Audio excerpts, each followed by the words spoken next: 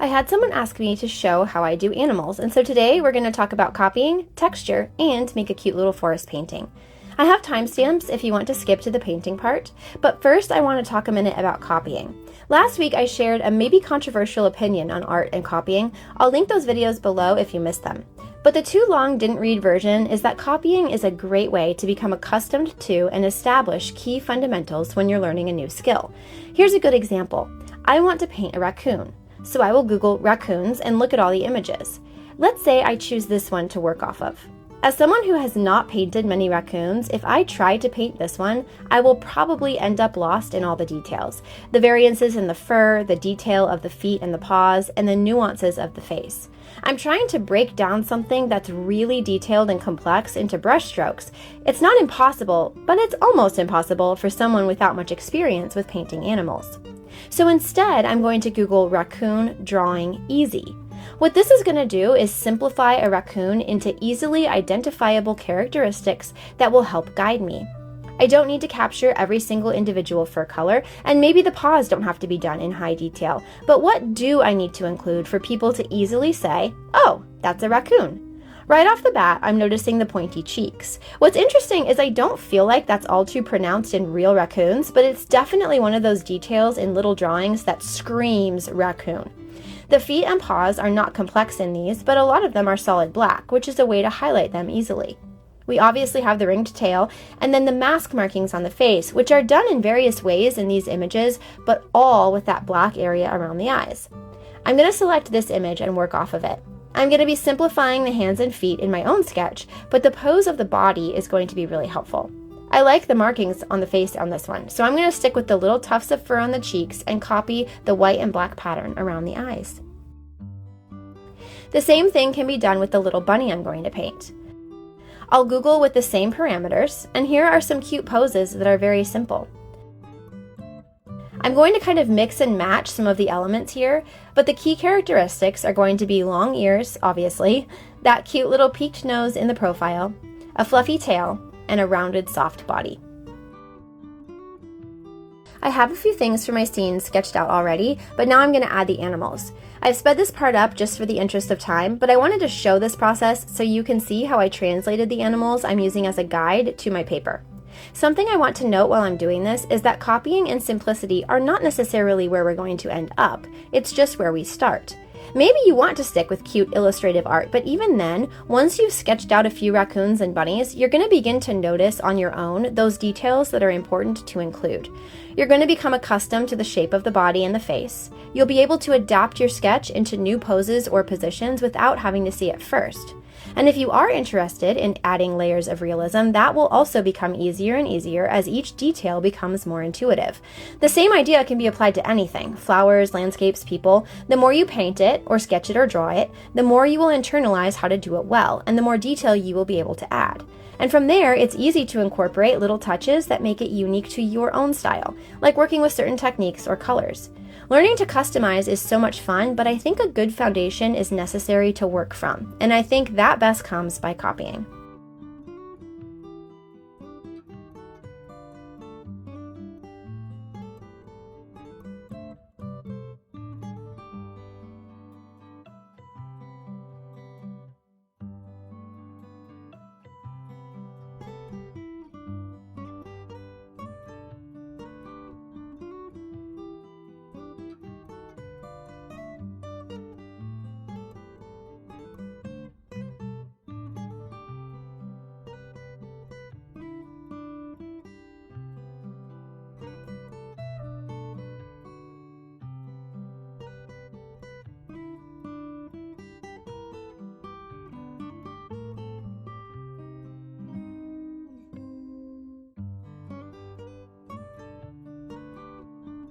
Okay, now that I've sketched out my scene, it's time to paint.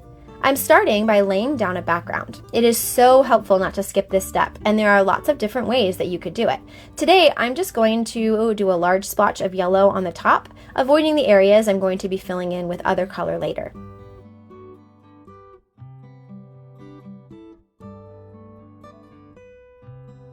I also added some splatter because I just really love the way that looks.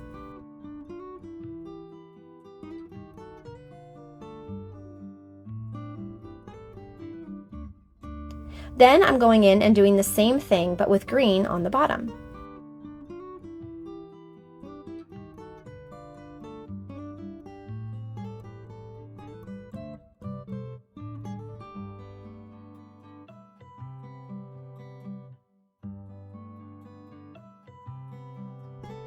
I got a little drop on my bunny, and so I just dabbed it with a paper towel to get up most of the paint.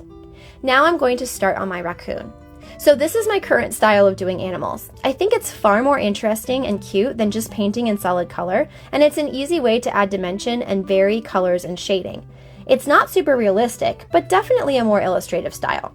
I just basically go in and paint tiny little lines, like fur. It's important to paint the lines in the direction the fur would be going. So around the head, I kind of had it pointing to the left on the left-hand side, directed more up and down as I approached the middle of the head, and then transitioned the fur to laying to the right as I moved to that side of the face. But other than that, you don't really have to think of much at all. Just paint wee little lines all over the body. It's really nice because you can start light and then build up layers to add shading or incorporate other colors to give the fur a bit of variance. Really quick, I want to show you the brush I'm using. I have Transin brushes, which are a really good budget option, and this is the round number 3. It's not the tiniest brush I have, but as you can see, the tip comes to a beautiful point, and I find myself reaching for this one because of how easily it transitions from painting larger, solid areas to adding in fine details. I created an Amazon storefront that has all my favorite supplies, and you can check that out if you're curious about the specifics of what I use. The link is on my channel page. But I really enjoy this brush, and it worked well for the fur on my animals. I did the white face area in just a super light shade of gray.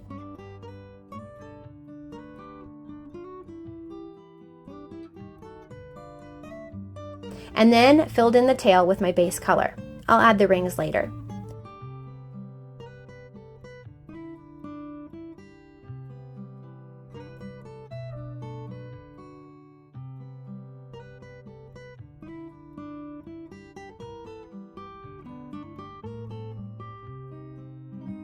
Now I'm adding some shading, just by doing more fur in the areas I want to be darker, like under the face and around the edges of the body where it's rounding to the back. This is going to help my raccoon not look so flat.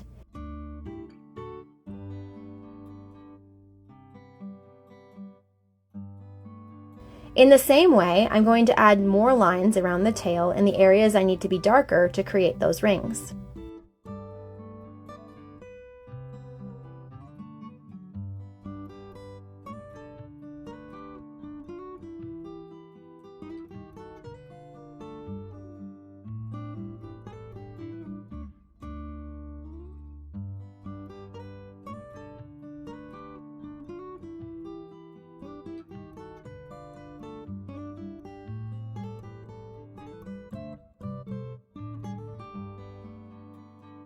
Then I'm going to add those adorable little details to his face.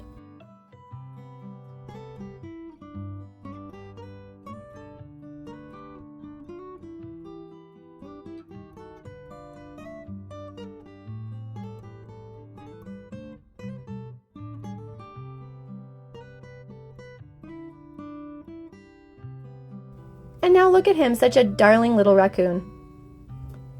For his paws, I'm just painting them solidly black at the tips and then adding a bit more of those fur lines drawing out from his paws into his body to help indicate arms.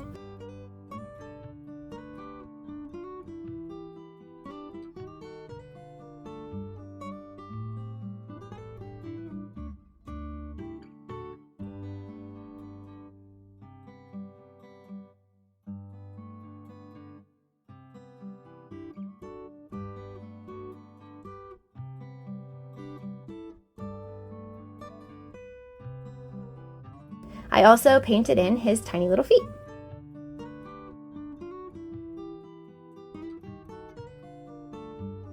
The bunny is more of the same, although perhaps easier because he's solid brown. Just filling him in with those little lines, and then I will go in and add more where I want to create some shape and shading.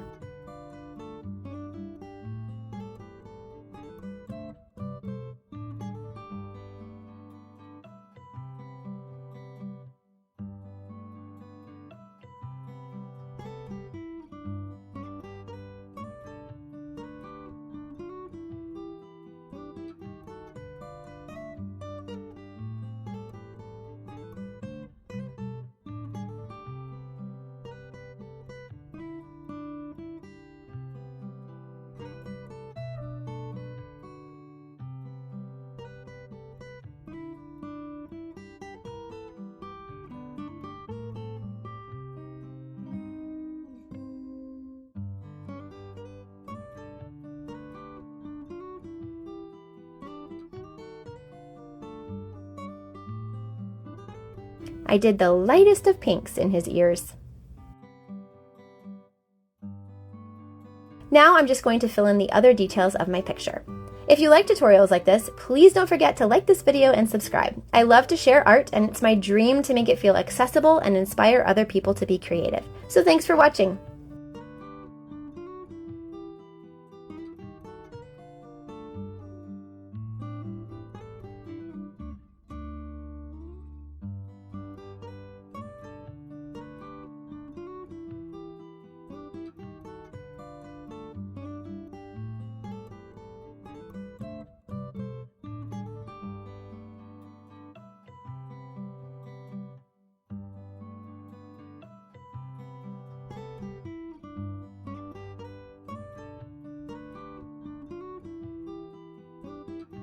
I lined the banner with gold ink just because I could.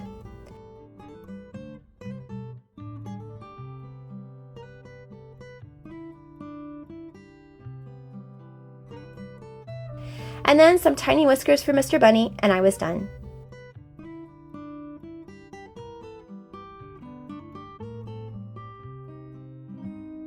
I think this style of creating animals is really effective. They look furry and soft, but it's super easy to do and pretty simple to build up layers that are going to look really good, but not muddle you up in the details. I hope you like painting animals this way yourself. Thanks, bye!